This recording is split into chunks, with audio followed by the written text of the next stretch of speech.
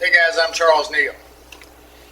You know, I talk a lot about finishing. And the reason I do is that finishing is as much a part of building a project as anything you do. You know, we do a little newsletter and I wrote a little thing in it about if you can't finish, you can't build. And as far as I'm concerned, it's the absolute truth. I've seen so many guys build something really nice that they've spent years and years learning how to build something, and they do it, and when it comes to the finishing part of it, they just utterly destroy it.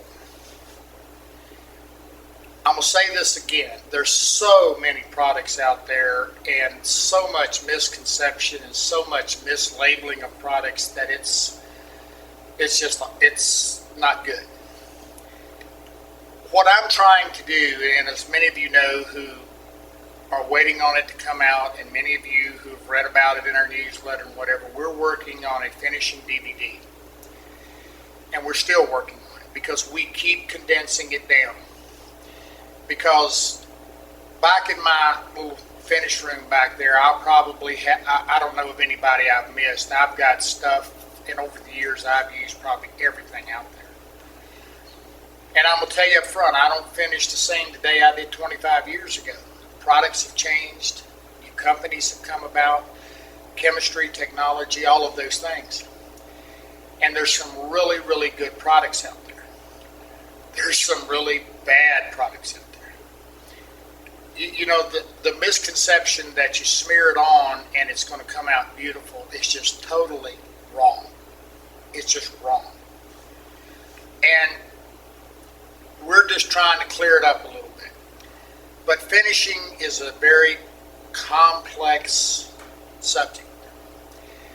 Different stains, different dyes are going to react on different woods. You go to a box store and you buy a stain, and you go home and you build something, and in your mind you're going to put this on it and it's going to be beautiful.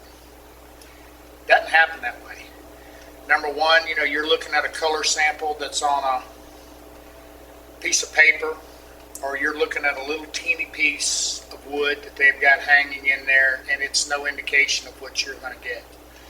If you take that same stain and you put it on a piece of walnut, cherry, oak, or maple, you're going to get an entirely different look. When you start building something, you have to start finishing from day one. You've got to know where you're headed. You know, I'll give you an example. Here's two cherry raised panels.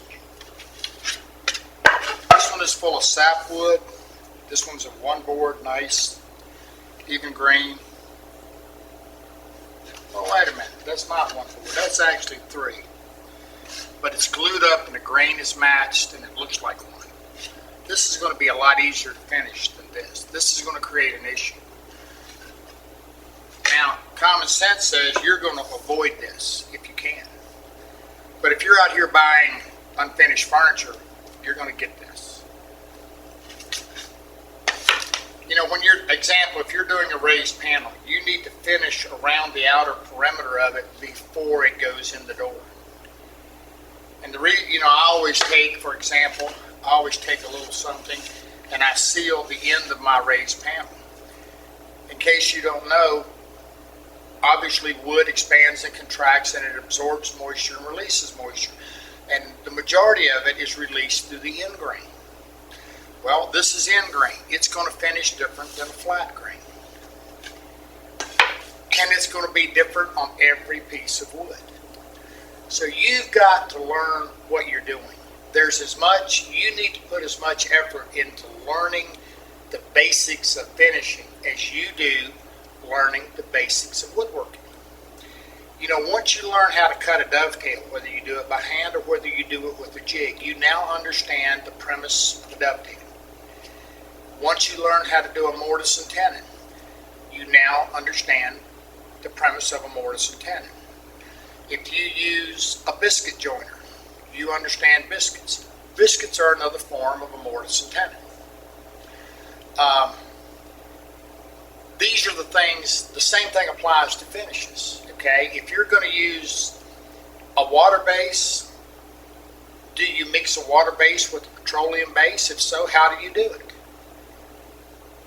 You know, for example, you really don't want to be putting water-based finishes over top of oil-based finishes. You're going to create an adhesion problem. On the other side of that spectrum, if you want to put petroleum base over top of a water base, you're okay. So what I'm trying to get through to you is that you really need to know how to finish. Because it's going to be the difference in, gee, that looks nice, and wow. That's what you're after, okay? You know, throughout my career, one of the things that I've always been complimented on was my finishes. And that's because I learned how to finish before I learned how to build. And guys who come through my shop, we always emphasize finishing first. And it's strange, you see them come in, and somebody comes in and in classes, boy, they just want to dive in and start building with no thought outside of building something. And I slow them down, calm them down, say, whoa, whoa, whoa. First thing we got to do is learn how to select our woods, pick our woods. We got to learn how to process our woods. We've got to look at colors and grains. And then I'll go through right there and then, and I start playing with dyes and stains and see, I find out right then what I'm going to use on that project to get what I want. You know, in my world as a professional furniture maker, I have to match colors from everywhere and every kind of wood and whatever the case.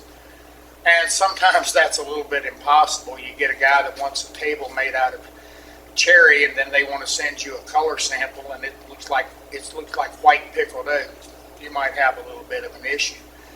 So we always make sure that we get the color. Before we build anything for anybody, we do color samples. We make sure that we know the color that they want before we start building, because we can select woods accordingly. What my point is here is that don't just slough off the finishing part. It's as critical as the building part.